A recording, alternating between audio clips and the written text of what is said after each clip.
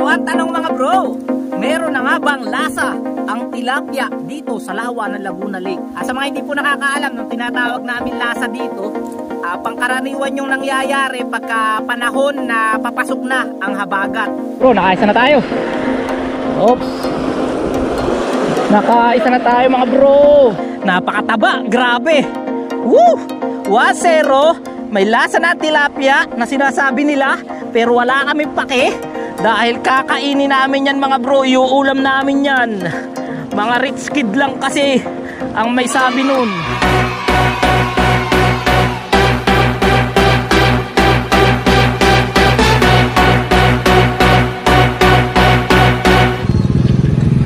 Tagas lang kami. Kalahati po. Kalahati po.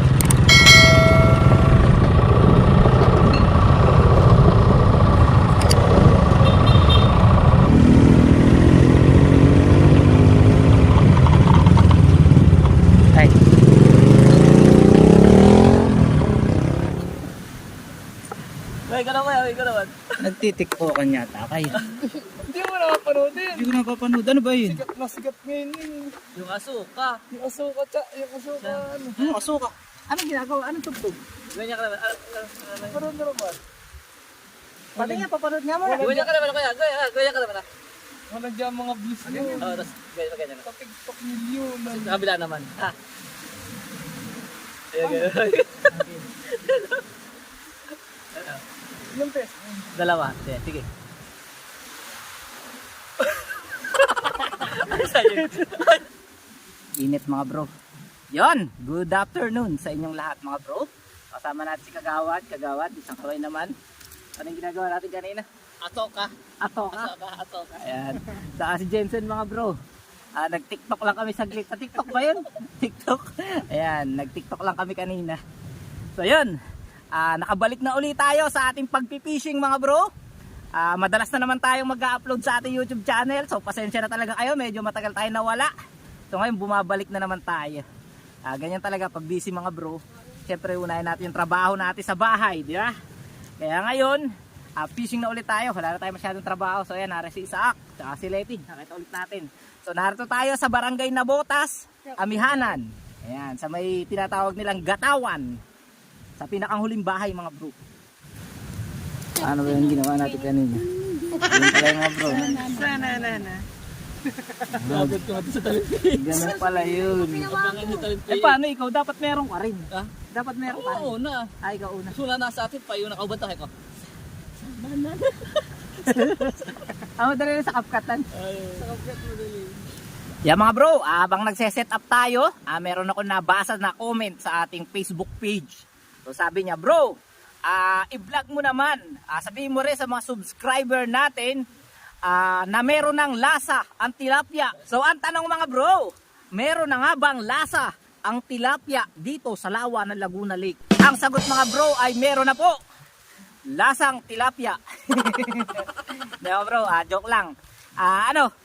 Meron na nga po, pero konting-konti lang. Sa mga hindi po nakakaalam, nung tinatawag namin lasa dito, pangkaraniwan yung nangyayari pagka panahon na papasok na ang habagat o yung nagtitining tapos lalawit tayo yung mga bro na na nagtitining ang lawa tapos nagkakaroon siya ng liya. So doon po nagsisimula yung sinasabi nila na singaw o lasa ng tilapia. So ano lasa nga ba yung sinasabi nila mga bro? So may nagsasabi iba't iba yung tawag.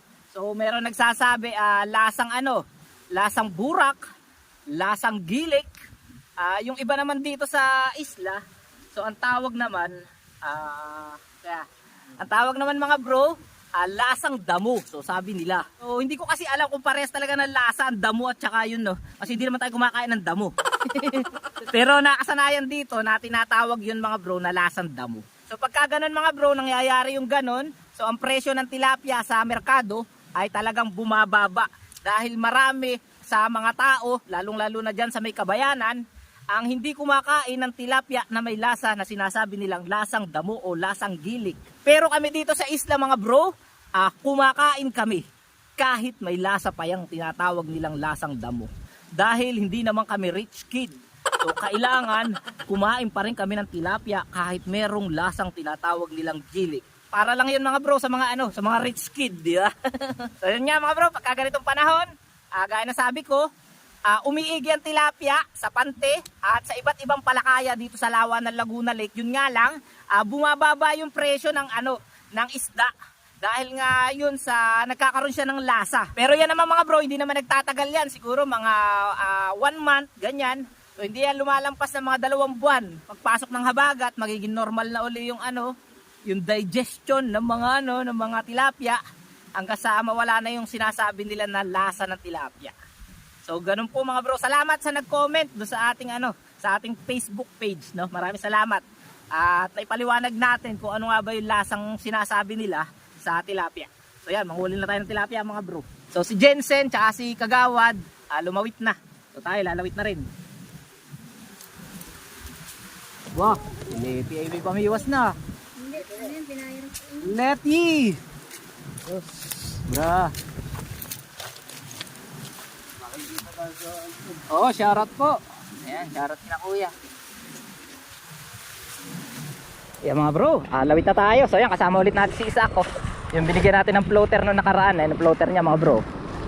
Ayan, gawa po natin yan. Tayo ang gumawa ng ganitong floater mga bro. So bigyan natin kay Isaac. So tara, let's go.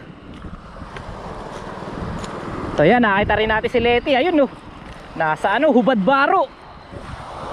Leti, napakatigas ng balat mo ah.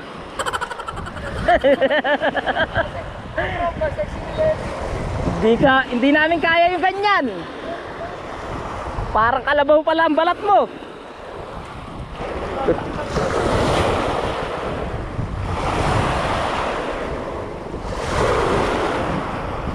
Okay mga bro, unang lawit. So try muna natin sa medyo kaigihan lang ang laot. Yan, mga ganyan. Yan, okay na yan mga bro. Talo na yan. So, ang dami namimiwas mga bro, ang ganda no. Tapos meron pa doon sa kabila, ang ganda doon sa may dulo. May bahayan. Sana makadali tayo.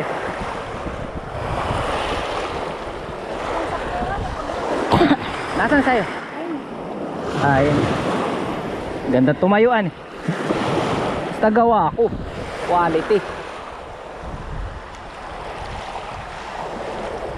A few moments later. Bro, nakaisa na tayo.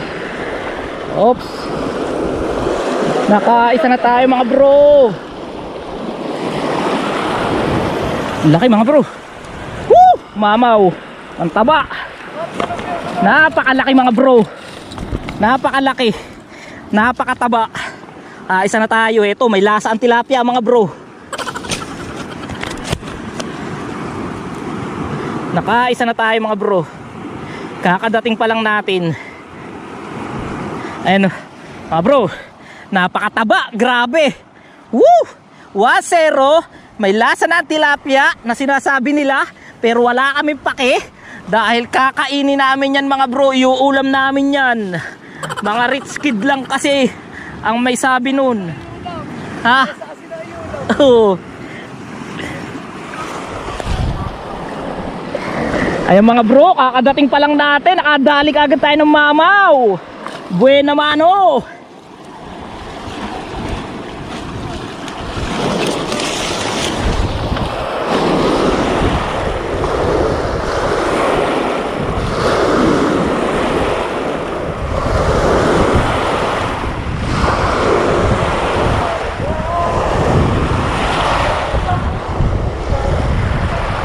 Ayan mga bro, si Tol.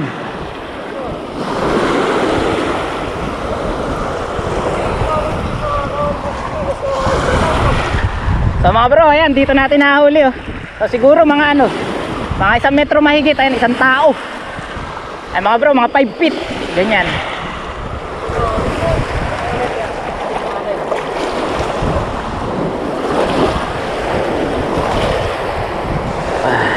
Tapos medyo katamtama lang yung laot mga bro.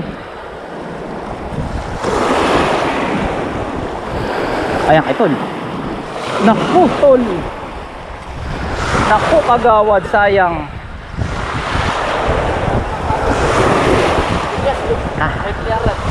Likely. Yun. Abo. Ayan, sige. Ayun. Opo, walang jig nilulutang mga bro.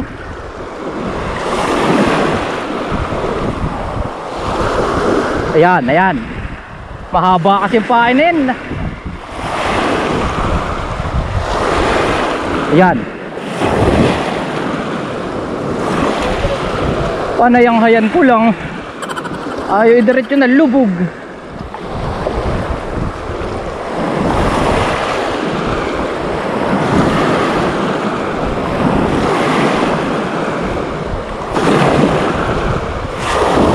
Ayun. Mapalitan, mapaiklik-klik. Parang dulo lang ang kinakain na. Ayan, tanggal. Tanggal ang pain. 5 minutes later. Alis si Jensen, mamaw. Ayun, laki rin. Kaya ganyan na rin. Yun, mga bro, malaki rin. Alis si Jensen.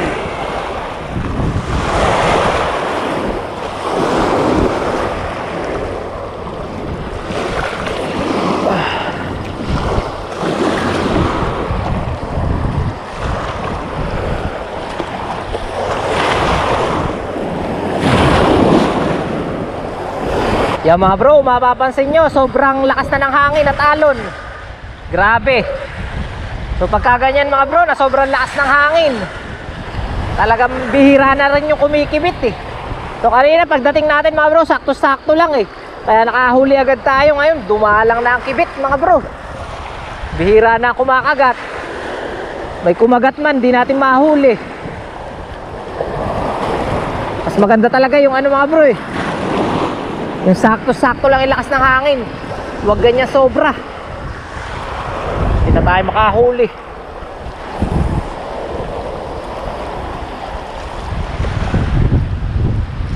Yan, time check natin mga bro. Alas 2 na ng hapon. Siguro mga 1.5 oras na tayo na namimingwit. At yun, lumakas na sobra yung hangin at lumaki yung mga alon. Ay, gaya na sabi ko mga bro, pagka ganito na sobrang lakas naman ng hangin, hindi na rin maganda na mamingwit na. So, maganda sana yung sakto-sakto lang yung alon mga bro, hindi yung ganyan. So kanina pagdating natin mga bro, maganda yung hangin eh. Kaya nung kakadating pa lang natin kanina, nakahuli agad tayo ng isang mamaw. Tapos si Jensen nakahuli din ng isa. So yan, pahinga muna tayo ngayon. So si Jensen nakalawit pa nandun. So si Kagawad nandun naman sa kabila dun. So tayo pahinga muna mga bro, inom muna ng tubig. Mahirap na makipagsabayan sa init, di ba? Pagkaganyan na mainit ang panahon, kailangan marami tayong dalang tubig. Tapos wag tayong bumabad sa sobrang init ng araw, para alam nyo na, makaiwas din tayo sa sa heat stroke. So yun, huwag kayong aalis sa ating vlog mga bro. Tingnan natin kung makakahuli pa tayo ngayong araw na. So sana mamaya huminahin na yung hangin. So yun, stay tuned sa ating vlog mga bro. Yan mga bro, ito yung huli natin, sobrang taba. Grabe pagkakabilog. So dahil medyo maaga pa mga bro, tanggalin na natin yung niya, yung bituka niya, tsaka yung ngas. Kahit yung ngasang hindi na. Yung bituka mga bro, papalabasin na natin para para hindi pumutok at hindi pumait yung ating tilapia. Nakikita lang natin ngayon sa mga ayan, nakita. Grabe mga bro, puro lumot ang laman sa loob. 1 hour later. Mga bro, lipat tayo ng pwesto. So nakita natin si Kagawad ayun sa malaking bato. So subukan din natin na umakyat doon mga bro. Ito yung huli natin malaki mga bro.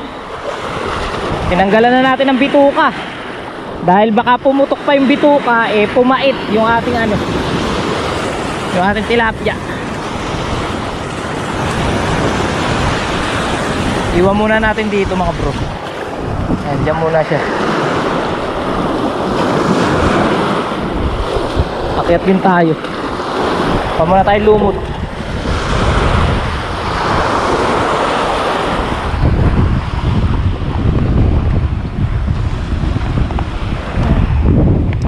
Okay. Ito na tayo. Ayan mga bro, ganito na lang tayo. Wala lang kumikipit. Tsaga-tsaga pa rin. Si Tol, zero pa mga bro. Mukhang masisira ngayon ang galing ni Tol sa pamimingwit. Mukhang hindi malang makakaisa. O kami ni... Uy, lakas ng alon. So kami ni Jensen mga bro, nakaligtas na sa zero. Nakatigisan na kami. Si Jensen ayun, nakaupo na lang. Hindi na namimiwas. Lalaki na alon mga bro eh. Habol-habol. Para masarap-sarap ang ating ulam, no? Ayun, tingnan natin kung may mahuli tayo. Ayun ang ating floater mga bro. Ayun tol. Wala na talaga kumipit mga bro. Dito tayo sa malaking bato. Ayan. Grabe, ang laking bato nito mga bro. Ay mga bro, talagang wala yata. Ay, ano kagawad? Suko. Zero din kahit na Isa ka na naman masiro ay. Pagbigyan mo na ang ating mga subscriber.